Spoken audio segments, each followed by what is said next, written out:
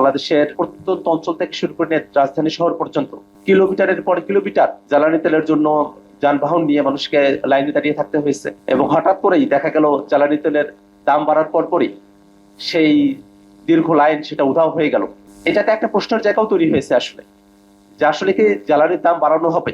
এই কারণেই পূর্বে একটা সংকট তৈরি করা হলো, জনগণকে একটা ভোগান্তির মধ্য দিয়ে নিয়ে যাওয়া হলো, যাতে মানুষেরা জ্বালানি তেলের দাম যে হঠাৎ করে এত পরিমাণে বৃদ্ধি করা হলো সেই বিষয়টাতে মানুষের রিয়াকশনের থেকে, মানুষের লাইন থেকে মুক্তি পেল, সেই সুস্থিতির মধ্যে মানুষেরা ভুলে যাবে, এই ধরনের একটা পরিবেশ তৈরি করার কোনো একটা মেকানিজম সরকারের তরফ থেকে ছিল কিনা সে প্রশ্নটাও এখন রয়েছে। যদিও জ্বালানি তেলের এই বিষয়টা নিয়ে সংসদে একটা কমিটি গঠন করা হয়েছে, তার একটা সময়সীমা আছে, আমাদের তরফ থেকে সেখানে সদস্যরা আছেন।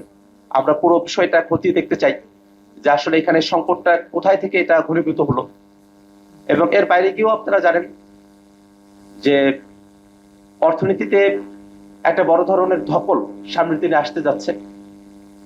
বিশেষত গত পরশুদিন আমাদের স্বরাষ্ট্রমন্ত্রী, আমাদের অর্থমন্ত্রী, তিনি বাংলাদেশের অর্থনৈতিক পরিস্থিতি নিয়ে সংসদে যে বিবৃতি দিয়েছেন তাতে ভীত সন্ত্রস্ত হওয়ার মতো অর্থনৈতিক পরিস্থিতি আছে বাংলাদেশে বলেই আমাদের কাছে মনে হয়। আমরা দেখলাম যে আমাদের সমস্ত সমীক্ষাতেই, স্ট্যাটিস্টিক্স ডাটাগুলোতে বাংলাদেশের অর্থনৈতিক অবস্থা একেবারে ভঙ্গুর একটা অবস্থার মধ্যে আছে অর্থমন্ত্রীর বক্তব্য অনুযায়ী। এবং সে সময়টাতেই আমরা খেয়াল করে দেখলাম যে 5টি ব্যাংককে একীভূতকরণ করা হয়েছিল, স্থায়ী ব্যাংকগুলো, যেখানে আসলে লুটেরেরা তারা ব্যাংকের অর্থগুলো জনগণের আমানত বা সরকার যে ভর্তুকি দিয়েছিল সেখানে সবকিছুকেই তারা লুটপাট করে দিয়ে গেছেন।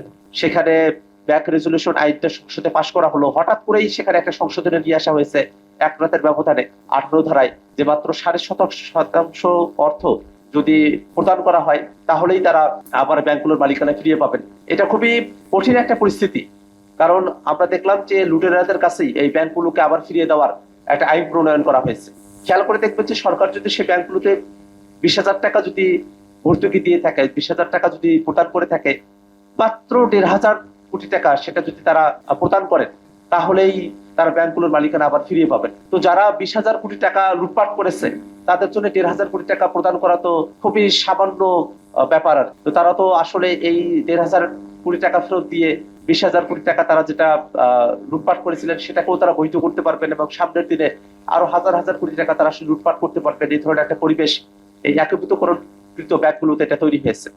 সামগ্রিকভাবেই বাংলাদেশের অর্থনীতি এই জ্বালানি সংকট এবং সংস্কার এবং গণভোটের যে বিষয়গুলো আছে সেটা নিয়ে দেশব্যাপী জাতীয় পর্যায়ে যে সংকটগুলো তৈরি হয়েছে সেটাতে সমাধানের পথ কোথায়, সেই অন্বেষার জায়গা থেকে জাতীয় নাগরিক পার্টি এনসিপির সংস্কার বাস্তবায়ন কমিটির পক্ষ থেকে আমরা একটি জাতীয় কনভেনশনের আহ্বান করেছি।